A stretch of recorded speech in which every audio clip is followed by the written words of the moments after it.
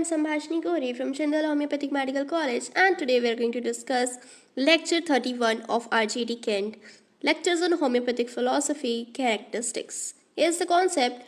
Organon Aphorism 146, the duty of the physician. Hahnemann emphasizes that the third duty of the physician is to employ those medicines whose effects have been proven on healthy individuals, and that these should be used in a way that is most suited for homeopathic cure of natural diseases.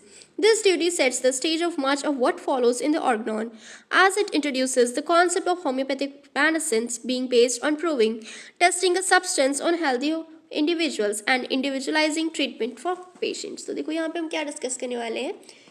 तीसरी duty क्या होती है physician की. पहली mission हमारा cure है, rapid gentle permanent restoration of the health. ठीक है, सिक टू क्योर है. ठीक है, तो हम यहाँ पे डिस्कस करने वाले हैं हमारी थर्ड ड्यूटी फिजिशियन की, कि कैसे हमें मेडिसिन को एम्प्लॉय करना है और कैसे एक हेल्दी इंडिविजुअल पे जो प्रूवन ड्रग है उन्हें ही हम मेडिसिन को ही हम यूज़ करेंगे. Here it is. The third point is the duty of the physician is to employ those medicine whose pure effects have been proved upon a healthy person in the manner best suited to the cure of natural disease homeopathically. The focus is on proving medicines on healthy individuals, not simply diagnosing or studying disease, which is the traditional medicine tends to do. तो देखो क्या होता है कि जो हमारा homeopathic system है, homoeopathically जो हम 26 एफोरिज्म है, हमारा नेचुरल लॉ ऑफ क्योर, जो नेचर लॉ ऑफ क्योर है, जो थेरापेटिक लॉ ऑफ क्योर है, जो हमारा होम्योपैथिक वे है, मेथड है क्योर करने का, हम उसे ही फॉलो करते हुए और जो हमारी हेल्दी इंडिविजुअल में प्रूवन जो ड्रग्स है उसके हम सिमिलिमम और सिमिलैरिटी को सिमिलिया को मैच करते हुए जो भी है ड्रग्स हम एडमिनिस्टर करेंगे एक हेल्दी इंडिविजुअल पे जो प्रूव हो चुकी है और जिसके सारे के सारे हमें प्योर इफेक्ट्स मतलब उसके पूरे कंप्लीट सिम्टम्स हमें मालूम होंगे. तो इस तरह से क्या है हम उसे ट्रीटमेंट करेंगे. Organon Aphorism 147, the specific homeopathic remedy. In this aphorism, Hahnemann describes the method to identify the specific remedy for a patient.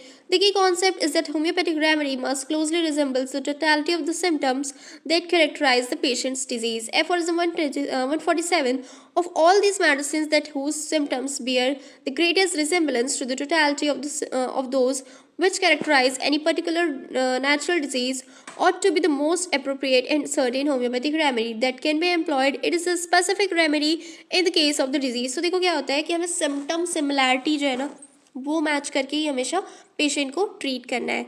जैसे हमें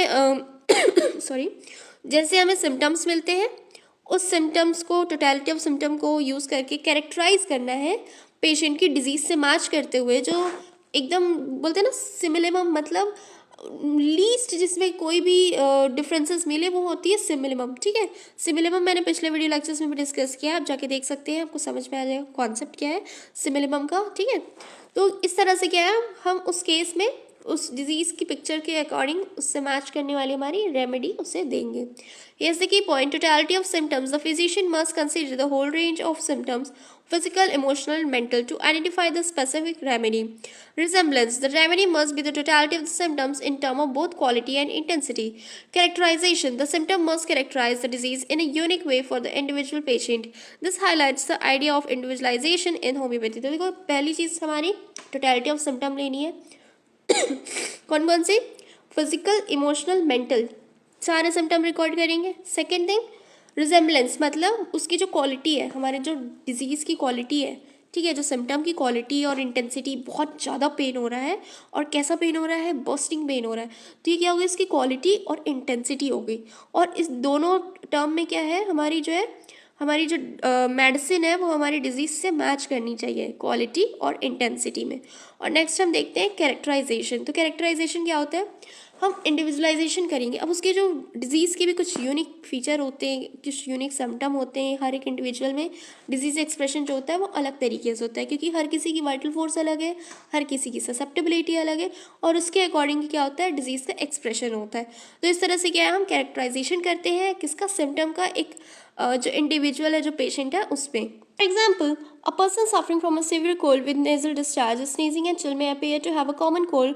However, if the patient exhibits symptoms like intense thirst, extreme irritability, or restlessness, those unusual features must be taken into account in the individualization process as they characterize the case differently from the typical cold.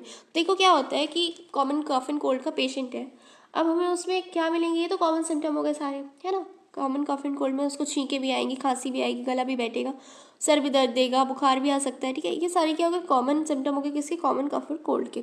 अब इसमें unique symptom क्या होंगे, मान लो उसको बहुत ज़्यादा चिड़चिड़ापन आ रहा है, ठीक है, जब उसको कफ एंड कोल्ड हो रहा है, बहुत ज़्यादा चिड़चिड़ा हो रहा है पेशेंट, और क्या हो रहा है, इंटेंस थर्स्ट, पानी की प्यास ही नहीं बुझ रही, पिए जा रहा पानी, पिए जा रहा है, ठीक है। रेस्टलेसनेस है, बेचैन है, बस बेड पे इधर उधर करवटें बदल रहा है, नींद नहीं आ रही है, जग रहा है, खांस रहा है रात भर, मतलब सारे सिम्टम आ रहे हैं, ठीक है। बहुत एक्सटेंसिव और बहुत ही मतलब यूनिक सिम्टम आ रहे हैं, ठीक है।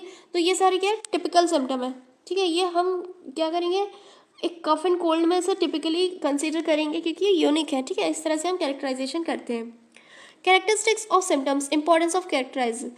Harriman underscores the importance of identifying the characterizes a patient's disease. The totality of symptom doesn't just mean all the symptoms together, but rather what distinguishes the disease in that individual patient. Characterization, this is what makes the disease unique in the patient, which will then guide the physician to select the remedy most closely matches these unique features. तो देखो क्या होता है, जब हम कोई patient आएगा हमारे पास तो हम क्या करेंगे, सबसे इंपॉर्टेंट चीज़ क्या है, हम उसके यूनिक सिम्टम को ही रिकॉर्ड करेंगे, ठीक है। हम उसके यूनिक सिम्टम भी रिकॉर्ड करेंगे और इस तरह से क्या है, इस पेशेंट को हम उसकी जो इंडिविजुअलिटी है हम उसे समझ पाएंगे और डिजीज़ को उस पेशेंट की डिजीज़ को सही तरह से जान पाएंगे, ठीक है।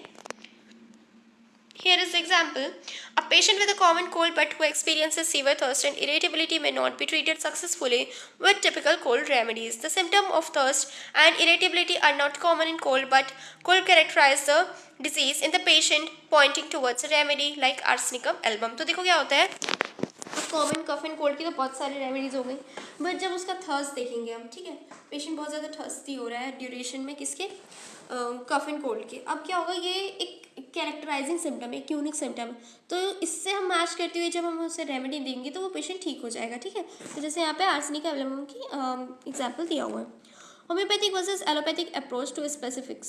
In contrast to allopathic approach, which often treats diseases with specific remedies for each condition like aspirin for headaches and antibiotics for infections, homeopathy focuses on treating the individual and characteristics of the disease rather than simply labeling and treating the disease by name.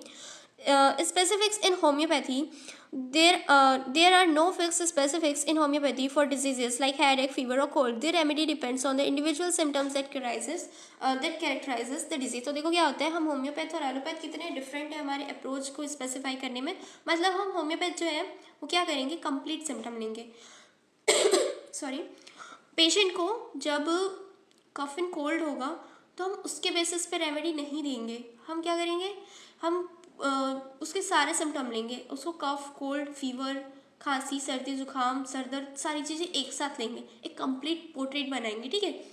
और उसके basis पे हम remedy select करेंगे। ये नहीं कि sir दर्द हो रहा है तो एस्प्रिन दे दिए, फीवर आ रहा है तो डोलोस्प्रिन दे दिए, या पैरासीटामॉल 500 mg दे दिए, 650 mg दे दिए, 1000 mg दे दिए। No, we will not do all this things. और ना ही हम एंटासिड देंगे अलग से, ना ही ये देंगे वो देंगे, हम सब सारे सिम्टम पूरे एक इंडिविजुअल को लेंगे, ठीक है। हम एक पेशेंट के सर दर्द को अलग कर दिए, हाथ दर्द को अलग कर दिए, पैर दर्द अलग कर दिए, बुखार अलग कर दिए। No, we will not treat the patient in this से। हमें स्पेसिफिक नहीं होना है, हमें क्या करना है, इंडिविजुअलाइजेशन करना है, ठीक है, कैरेक्टराइज करना है उस डिजीज़ को। Theory of cure. In this aphorism, Hahnemann introduces a theory of cure, emphasizing that the remedy must match the disease exactly in the terms of the symptom. However, he notes that this is only a theory and not a dogmatic rule, leaving room for practitioners to observe and adapt to the realities of each case. Hahnemann discusses how the proper remedy cures the disease, which results in symptoms subsiding from within out and from above downward, the reverse order of appearance. तो देखो हमें क्या करना है, Hahnemann sir ने ये कहा है कि जब हम डिजीज़ का पोर्ट्रेट बना रहे हैं तो एग्जैक्टली जो है हमारे सिम्टम किससे मैच करने चाहिए, हमारी जो रेमेडी हम दे रहे हैं उससे मैच करनी चाहिए। बट यहाँ पे एक पॉइंट और आता है कि ये एक थ्योरी मात्र है, ठीक है, बट एक हम जब क्लिनिकल प्रैक्टिस करते हैं या हम आगे जाते हैं अपने क्लिनिकल प्रैक्टिस में तो समझ में आता है कि कुछ हद तक या कुछ जगह पे ये चीज़ें उतनी अप्लाई नहीं होती, पेशेंट टू पेशेंट हर चीज़ें डिफरेंट करती है, ठीक है, हर चीज़ डिफ़र करती है। Here is the key principle of cure. तो देखो यहाँ पे क्योर हम समझेंगे, जो हमारा हैरिंग्स लॉ ऑफ क्योर है उसके अकॉर्डिंग कैसा होना चाहिए, क्योर का अपीयरेंस रिवर्स ऑर्डर में होना चाहिए। जो मतलब जो सिम्टम पहले आए थे, ऐसे समझो एक रेलगाड़ी का डब्बा है, ठीक है, सबसे पहले इंजन आया, उसके बाद फिर सारे कोचेज आए और लास्ट में हमें गार्ड कैबिन मिला, ठीक है। तो अब क्या होगा, हमें गार्ड कैबिन से वापस इंजन को आना है, हम इंजन से गार्ड कैबिन, ठीक है। तो रिवर्स ऑर्डर जाना है हमें कभी भी, है ना। तो हमारे सिम्टम कैसे होने चाहिए, रिवर्स ऑर्डर में अपीयर होने चाहिए। मतलब जो सबसे पहले आया था वो सबसे पहले जाएगा और जो सबसे आखिरी में था, मतलब ऐसे समझो ये जो रेलगाड़ी थी इधर से चालू हुई थी, तो ये वाला सिम्टम हमको सबसे लास्ट में देखने को मिलेगा, मतलब ये सबसे लास्ट में अब क्योर हो जाएगा कंप्लीट रिवर्स ऑर्डर में, ठीक है। वीडियो को उल्टा चलाएंगे अब हम, ठीक है। बहुत से रील्स भी बनते हैं रिवर्स वाले, है ना। तो उसी ऑर्डर में हमें क्योर भी करना है। और नेक्स्ट हम देखते हैं कि क्योर कैसा होगा। जो हमारा हैरिंग्स लॉ ऑफ क्योर है, मतलब हमारे लीस्ट इम्पॉर्टेंट ऑर्गन की तरफ जाएगा, most important to least important organs, ठीक है। इंटरनल टू एक्सटर्नल की तरफ होगा, अप टू डाउन होगा, इन टू आउट होगा, है ना। और कैसा होगा, इस अपीयरेंस में होगा, मतलब इसी तरह से क्योर होगा, तब तो वो हमारा क्योर है।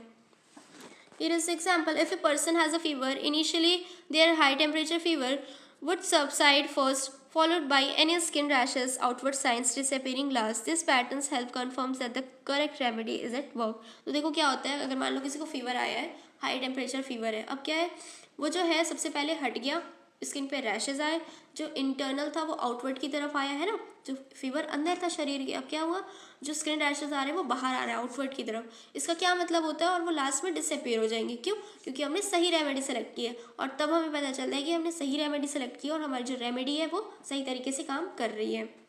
Cure in acute diseases. This aphorism provides a general statement about the expected outcome when the correct remedy is applied. Hahnemann describes how acute diseases, when even in those that are malignant and painful, will subside quickly when treated with the correct homeopathic remedy. These observations have confirmed the action of the remedy.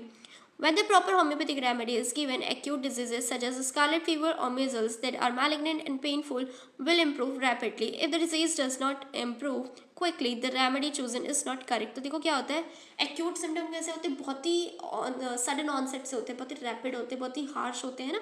तो जिस तरह से वो symptom आएंगे ना, वैसे फट से वो सिम्टम कैसे होंगे, चले भी जाएंगे जब हम सही रेमेडी सेलेक्ट करेंगे एक बार में, है ना। Here is the key point. True homeopathic remedy is effective immediately in acute diseases leading to rapid improvement. तो देखो कभी भी एक्यूट केस आता है और अगर आपने उसको सही रेमेडी दी तो with in the first dose of your remedy the patient will get relief, ठीक है, और वो क्योर होगा, है ना। जैसे यहाँ पे स्कारलेट फीवर का दिया हुआ है एग्जाम्पल। और ignore aphorism 150, the difficulty of treating minor symptom. तो देखो कितना मुश्किल होता है एक माइनर सिम्टम को ट्रीट करना।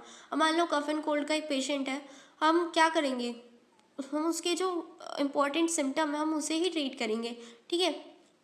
देखो Hahnemann warns that minor or accessory symptoms should not always be treated immediately. In case of slight indispositions, the physician should resist the temptation to prescribe unnecessary remedies. तो देखो slide जो इंडिस्पोजिशन होता है, ठीक है, फीवर था, हाथ पैर दर्द हो रहा है थोड़ा बहुत, ठीक है, ये सारी चीज़ों को हमें सबसाइड करना है, सबको दरकिनार करना है, किनारे रखना है, और क्या करना है उसके बाद ही हमें उसी सही तरीके से उसे उसकी जो इम्पॉर्टेंट सिम्टम्स है, जो उसकी यूनिक सिम्टम है, जो उसकी बहुत पिक्युलरिटीज़ है, वो सारे सिम्टम को ट्रीट करना है। तो क्या है, हम सही तरीके से ट्रीटमेंट करेंगे उसको। Recognizing violent symptom. तो देखो वॉलेंट सिम्टम क्या होते हैं, severe violent symptoms often have more recognizable and distinct characteristics. This symptoms provide a clear picture of a disease and thus make it easier to identify the correct remedy. तो देखो जब वॉलेंट symptom आते हैं ना, बहुत ज़्यादा उग्र, ठीक है, बहुत ज़्यादा वॉलेंट है, सीवियर हेडेक है, सीवियर बैक एक है, सीवियर स्टमक एक है, तो ये क्या सिवियरिटी, जो सेंसिटिविटी होती है पेशेंट की बहुत ज़्यादा हाई हो जाती है, और उस वक्त हमें मिलती है एकदम क्लियर फोटो, है ना, एकदम मस्त फोटो मिलती है किसकी, उस डिजीज़ की। और उस वक्त पे हमें क्या करना है, सही रेमेडी सेलेक्ट करके उस पेशेंट को क्योर करना है। Here is the summary of key aphorisms. देखो 146 duty of the physician to use proven medicine. तो हमें क्या करना है, प्रूवन मेडिसिन ही यूज़ करनी है। 147 रेमेडी कैसी होनी चाहिए, टोटलिटी ऑफ सिम्टम्स से मैच होनी चाहिए, हमारी जो डिजीज़ पिक्चर है, ड्रग पिक्चर है, मैच होनी चाहिए। Next the theory of cure and progression of symptom. तो देखो थ्योरी ऑफ क्योर हमने जाना, हैरिंग्स लॉ ऑफ क्योर है, प्रोग्रेशन कैसा होगा, उसका हमेशा जो अपीयरेंस होगा जो डिजीज़ का उसके रिवर्स जाएगा, है ना। Acute diseases should subside rapidly with the right remedy. Acute diseases को हमको पहले ही ट्रीट करना है, तुरंत ट्रीट करना है। Minor symptom often don't need treatment. देखो छोटे मोटे सिम्टम जो स्लाइट इंडिस्पोजिशन है उनकी ट्रीटमेंट करने की ज़रूरत नहीं है। जैसे ही डिजीज़ क्योर होगी वो ऑटोमेटिकली क्योर हो जाएंगे या ख़त्म हो जाएंगे। Next, severe symptoms provide more clarity for choosing the correct remedy. तो देखो सीवियर सिम्टम क्या है, एकदम मस्त वाली पिक्चर देते हैं किसकी, डिजीज़ की, और हमें बहुत ज़्यादा हेल्पफुल है कि हम सही रेमेडी सेलेक्ट कर पाए। ठीक है, here's the key points of this lecture. In this lecture, Hahnemann emphasizes the central role of individualization and careful observation in homeopathic practice. The physician's duty is not to simply treat disease by the name, but to understand the totality of the patient's symptoms, especially those that characterizes the disease in the particular individual.